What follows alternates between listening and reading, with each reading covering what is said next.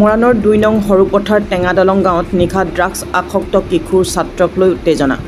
ড্ৰাগছৰ কবলত পৰিছে মৰাণৰ একাংশ নৱপ্ৰজন্ম। এনে ড্ৰাগছ আসক্তৰ বাবে পিতৃ মাতৃ আৰু অভিভাৱকসকল এতিয়া আতংকত কটাবলগীয়া হৈছে। শনিবাৰে নিশা মৰাণৰ ২ নং সৰুপথাৰ টেঙাদলং গাঁৱত ৮ম শ্ৰেণীৰ ড্ৰাগছ আসক্ত ছাত্ৰক লৈ সৃষ্টি হয় তীব্ৰ উত্তেজনা। গাঁৱৰ ৰাইজে ছাত্ৰজনক ঘৰলৈ আহি আবদ্ধ কৰিবলগীয়া হয় ছাত্ৰজনক। ২ নং সৰুপথাৰ টেঙাদলং গাঁৱৰ অৱসৰপ্ৰাপ্ত শিক্ষক ৰুবুল কোঁৱৰৰ পুত্ৰ তথা মৰাণৰ এখন ইংৰাজী মাধ্যমৰ বিদ্যালয়ৰ ৮ম শ্ৰেণীত অধ্যয়নৰত ছাত্ৰগৰাকীয়ে ঘৰখনত দীৰ্ঘদিন ধৰি অত্যাচাৰ চলাই আহিছিল।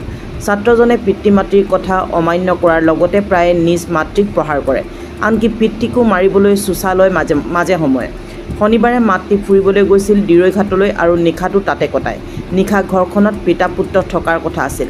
ইফালে মাতৃ নথকা অৱস্থাত পিতৃক অকলশৰে পাই লগৰীয়াৰ সৈতে মিলি আক্ৰমণ কৰিব পাৰে বুলি আশংকা কৰি চুবুৰীয়াক দৃষ্টি ৰাখিবলৈ কৈছিল মাতৃয়ে। নিশা ৰুবুল কোঁৱৰৰ ঘৰত কিশোৰ ছাত্ৰজনৰ লগৰীয়া কেইজনমান অহাৰ সময়ত গাঁৱৰ ৰাইজ উপস্থিত হয় যদিও ছাত্ৰজনৰ বন্ধুকেইজন পলাই যাবলৈ সক্ষম হয়। ছাত্ৰজনক সোধা পোছা কৰাত কম বয়সীয়া ছাত্ৰকেইজন ড্ৰাগছ আসক্ত বুলি ধৰা পৰে। ঘটনাৰ সন্দৰ্ভত আৰক্ষী প্ৰশাসনক অৱগত কৰিছে স্থানীয় ৰাইজে।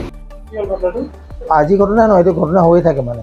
মাকক মাৰে, মোক হাতত তোলা নাই বাৰু, কিন্তু চুচি আহে মাৰিবলৈ। তাৰপিছত ডাঙৰ ডাঙৰ কথা কয়। মই কিবা এটা ক'লে মাকে কি মাককতো ডাইৰেক্ট দিবই আৰু ক'বতো নোৱাৰোঁ। তাৰ লগৰকেইটাৰ লগত যায় আহে। যেতিয়াই মানে হেৰি স্কুটি লৈ 2টা ল'ৰা আহে দেই, সি ৰক্তপল এতিয়া আহিছিলে, সি আহিলে মানে আমাৰ সি পইচা খোজে 100 টকা এটা দে, আমি বোলে পিজ্জা খাব যাম। আমি তাক দি দিওঁ পিজ্জা খাব যাওঁগৈ বুলি। এনে ঘৰত থাকিলে একো নোখোজে। যেতিয়া এই ল'ৰাকেইটা আহি থাকে তেতিয়া সি খোজে মানে। নুখুজিলে যদি নিদিওঁ এইটো উৎপাত কৰিব মানে, দে যেনেকৈ হ'লেও মোক দে, যেনেকৈ হ'লেও দে।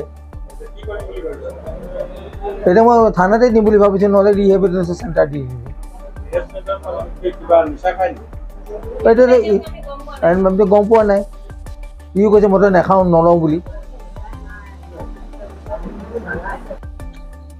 অতি দুৰ্ভাগ্যজনক এটা ঘটনা আমাৰ গাঁৱত আমি শুনিবলৈ পালোঁ। আজি প্ৰায় 6 মাহমানৰ আগৰ পৰা এই ঘৰটোত এই এজন ক্লাছ 8ত পঢ়ি থকা ল'ৰা, তেওঁ পিতৃ মাতৃক মানে অত্যাচাৰ কৰি থাকে। আৰু সেই অত্যাচাৰ মানে এনেকুৱা এটা পৰ্যায়ত গৈছে, নিজ পিতৃ মাতৃক মাৰপিট কৰিব ধৰিলে। গোটেই বিষয়টো অৱশেষত আমাৰ গাঁৱৰ ৰাইজক জনালে, সৰুপথাৰ যুৱ সমাজৰ বিষয় বিভাগক জনালে। জনোৱাৰ পিছত আজি মাক নাছিলে, মাক গৈছিলে দিৰৈঘাটলৈ, নিজ মাতৃগৃহলৈ গৈছিলে। তো তাৰ পৰা আমাক ফোন কৰি জনাইছে যে আজি তেখেতৰ মানে হাজবেণ্ড ঘৰত অকলে থাকিব, গতিকে ল'ৰাটোক লৈ মোৰ ভয় হৈছে, অলপ ল'ৰা তেওঁ লগত লৈ ইয়াত থাকিব বুলি ক'লে। গতিকে পাৰিলে আপোনালোকে অলপ চাই দিয়কচোন। এতিয়া আমি যে ল'ৰা কেইটামান লৈ ইয়ালৈ আহিছিলে ঘৰলৈ, অহা সময়তে আমি ইয়াত ধৰাধৰি হ'ল।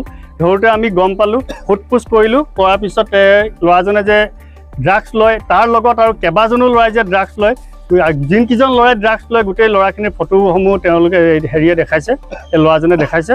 গতিকে গাঁওখনৰ লগতে আজি মৰাণৰ উঠি অহা নৱপ্ৰজন্মৰ কোন দিশে ধাৱমান হৈছে ভাবিব পৰা নাই। গতিকে এই ক্ষেত্ৰত আমি প্ৰশাসনক দৃষ্টিগোচৰ কৰিছোঁ আৰু সচেতন মহলকো আমি অনুৰোধ জনাইছোঁ, আৰু প্ৰত্যেকজন অভিভাৱকক আমি অনুৰোধ জনাইছোঁ যাতে এক সুন্দৰ পৰিৱেশৰ লগতে যাতে নিজৰ ল'ৰা ছোৱালীক যাতে ভালকৈ চায়, তাৰ প্ৰতি আমি এই বাৰ্তাটো আপোনাসকলৰ আগেদি পঠিয়ালোঁ।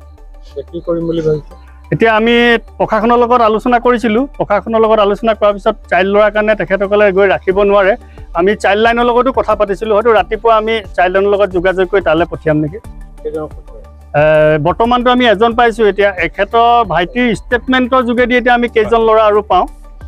গোটেইখিনিকে এটা ডাঙৰ ৰেকেট, মানে ক্লাছ 8ত পঢ়ি থকা উঠি অহা নৱপ্ৰজন্ম, 8ত পঢ়ি থকা ল'ৰা যদি আজি ড্ৰাগছত এনেকৈ এটা ডাঙৰ ৰেকেট হ'বলৈ হয়, কাৰণ প্ৰত্যেকটো দিনতে এই ঘৰত মানুহ নিজৰ মাকক মাৰপিট কৰে, বাপেকক মাৰপিট কৰে, পইচা বিচাৰে, পইচা নিদিলে ঘৰৰ বস্তু ভাঙি পেলাই, এনেকুৱা এটা পৰিস্থিতি কৰি আছে।